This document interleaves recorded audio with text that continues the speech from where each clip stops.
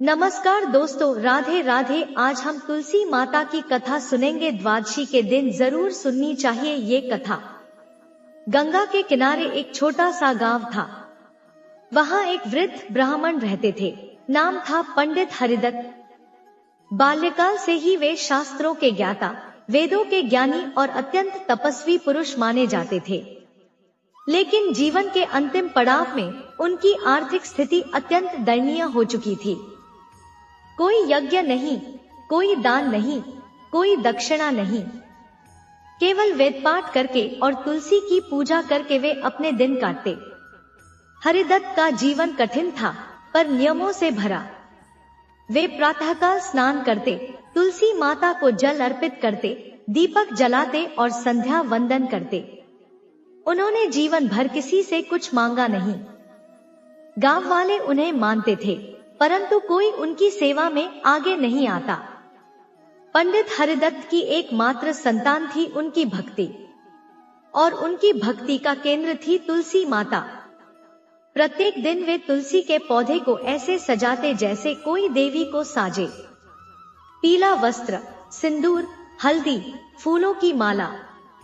वह तुलसी उनके आंगन में नहीं थी, वह उनके जीवन में थी। कई बार भूख के कारण वे रात को बिना भोजन के ही सो जाते, लेकिन तुलसी की पूजा कभी नहीं रुकती। गांव में बहुत लोग हंसते थे, इस बूढ़े को क्या मिलेगा तुलसी की सेवा से। पर पंडित हरिदत्त हंसकर कहते, जिसने अपने पत्ते से भगवान विष्णु को प्रसन्न कर दिया, वह भक्त की थाली को खाली नहीं छोड़ती। एक वर्ष ऐसा आया जब गांव में अकाल पड़ गया। सूखा पड़ा, कुएं सूख गए, अनाज कम हो गया। लोगों ने खेतों से तुलसी उखाड़ दी। अब पानी किसे दे? तुलसी तो बाद में भी लग सकती है। पर पंडित हरिदत्त ने अपने आंगन की तुलसी को मरने नहीं दिया। हर सुबह गंगाजल की एक बूंद से वह तुलसी को सींचते। खुद न पीते, तुलसी को पिलाते। इसी बीच एक दिन गांव में एक साधु आया। उसकी दाढ़ी लंबी थी, शरीर पर भभूत, और उसकी आंखें चमक रही थी। वह पंडित के द्वार आया और बोला, भिक्षाम देहि। पंडित ने कहा, स्वामी, घर में अन्न नहीं है, लेकिन तुलसी माता का जल है, वह मैं आपको दे सकता हूँ। साधु ने जल लिया, तुलसी का एक पत्ता खाया और मुस्कुरा कर बोला, पंडित, तू सच में बड़ा भक्त है। बोल, क्या चाहिए? पंडित बोले, मुझे कुछ नहीं चाहिए महाराज। मैं बस चाहूं कि मेरी यह तुलसी सदा हरी रहे, चाहे समय कैसा भी हो। साधु मुस्कुराया, तथास्तु। उस दिन के बाद चमत्कार होने लगे। जिस दिन गांव में भारी वर्षा हुई, केवल पंडित के आंगन में ही बूंदें गिरी। जिस दिन गांव में महामारी फैली, पंडित के घर के चारों ओर तुलसी की गंध ने रक्षा कवच बना लिया। लोग चकित हो गए, कहीं यह तुलसी साधारण तो नहीं। तभी गांव की एक अमीर स्त्री ने आकर तुलसी का पौधा खरीदने का प्रस्ताव दिया। पंडित जी, 100 स्वर्ण मुद्राएं दूंगी, बस यह तुलसी दे दीजिए। पंडित हरिदत्त हंसे और बोले, तुलसी माता बेची नहीं जाती। वे तो भक्ति से मिलती है, धन से नहीं। उस रात तुलसी माता ने पंडित को स्वप्न में दर्शन दिए। वह बोली, हे वत्स, मैं जानती हूँ तूने कितनी कठिनाइयों में मेरी सेवा की है। मैं तुझसे प्रसन्न हूँ। जब तू अगली सुबह उठेगा, तेरे द्वार पर वह होगा जो जीवन बदल देगा। सुबह हुई। पंडित जैसे ही बाहर आए, उन्होंने देखा आंगन में एक छोटा सा बालक बैठा है। वह गा रहा है, तुलसी पूजन करके जो रखे निष्ठा भाव, विष्णु चरणों में वह पाए सदा शांति की छावा। पंडित ने पूछा, तुम कौन हो बालक? बालक बोला, मैं उस भक्ति का फल हूँ जो तूने वर्षों की है। आज से तू अकेला नहीं रहेगा। लोग आएंगे, तुझसे तुलसी की महिमा पूछेंगे, और तुझे जो कुछ चाहिए सब मिलेगा, पर तू कभी इसे व्यापार मत बनाना। उस दिन से पंडित हरिदत्त का जीवन बदल गया। लोग दूर दूर से तुलसी के दर्शन को आने लगे। कोई औषधि लेने, कोई संतोष पाने, कोई संतान की कामना से। पंडित सबको तुलसी की कथा सुनाते। तुलसी केवल एक पौधा नहीं, वह एक तप है, एक प्रेम है, एक त्याग है। अंत में जब पंडित हरिदत्त की आयु पूर्ण हुई, उन्होंने तुलसी माता के चरणों में सिर रखकर कहा, माता, तुमने जो जीवन दिया वह धन्य हुआ। तुलसी के पत्ते उनके मुख में रखे गए और उनका शरीर दिव्य गंध में विलीन हो गया। कहा जाता है आज भी उस गांव में तुलसी के पत्ते चमत्कारी माने जाते हैं। अब सुने दूसरी कथा।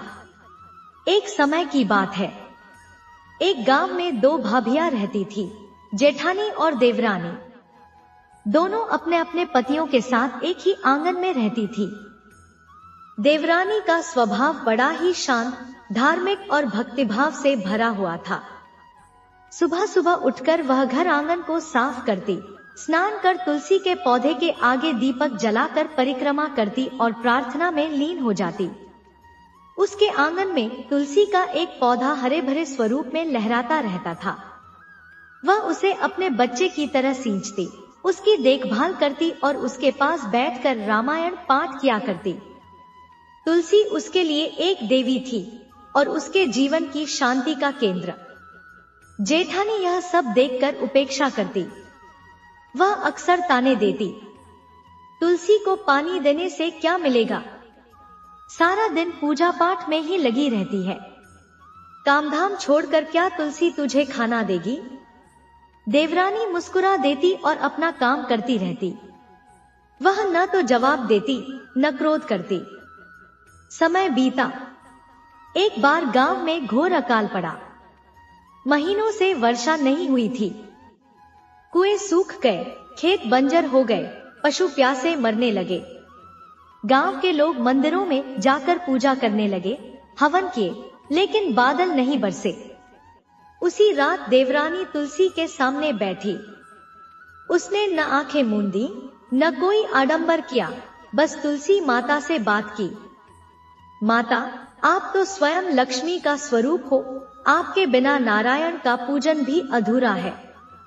ये भूमि, ये जल, ये जीवन सब आपकी ही कृपा से चलता है। हमारे गांव पर कृपा कीजिए, खेतों में हरियाली लौटाइए।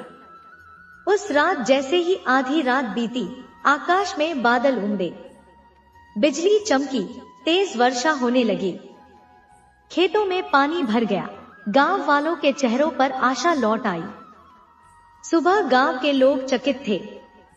वे सोच रहे थे किसका पूजन सफल हुआ, कौन सी प्रार्थना सुनी गई। तभी किसी वृद्धा ने कहा, यह तो उस देवरानी का पुण्य है, वही प्रतिदिन तुलसी माता की सेवा करती है। उसकी पूजा ने ही तुलसी माता को प्रसन्न किया। जेठानी यह सब सुन रही थी। उसे पश्चाताप हुआ। वह चुपचाप देवरानी के पास गई, कुछ नहीं कहा, बस तुलसी के पौधे के आगे बैठ गई। उसके मन में अपराध बोध था।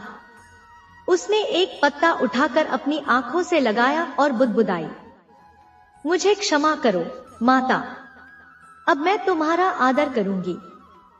तुलसी का पौधा उसी क्षण झूम उठा। हवा चलने लगी और ऐसा लगा जैसे तुलसी माता ने स्वयं उस पश्चाताप को स्वीकार किया हो। उस दिन से दोनों भाभियां मिलकर तुलसी की सेवा करने लगी। आंगन में तुलसी के कई नए पौधे लगे और उस घर में कभी किसी चीज की कमी नहीं रही। तुलसी माता वे केवल एक पौधा नहीं, देवी का साक्षात रूप है। प्रेम से बोले तुलसी माता की जय।